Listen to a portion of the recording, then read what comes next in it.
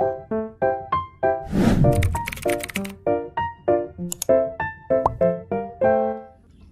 welcome back to my YouTube channel, and for today's tutorial, I will be teaching you on how to restore photos from archive posts on your Instagram. But first, kindly subscribe to my channel and don't forget to hit the subscribe button and the bell to notify you for the new updates. And if you want to learn more, just keep on watching and let's start.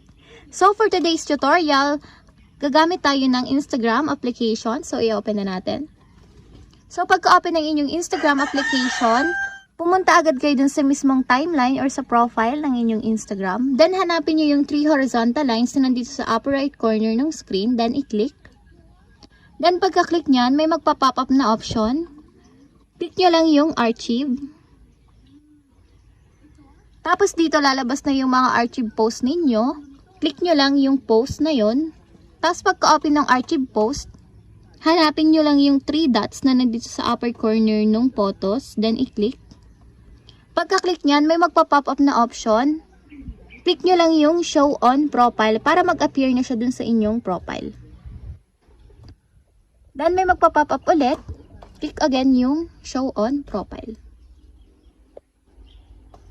So, ayan. Naka-restored na sa ating profile or timeline yung Instagram post na in-archive natin. And that's it. We have successfully restored photos from archive on our Instagram post. If you have a question, kindly comment down below and don't forget to hit the subscribe button and the bell to notify you for the new updates. And thank you for watching.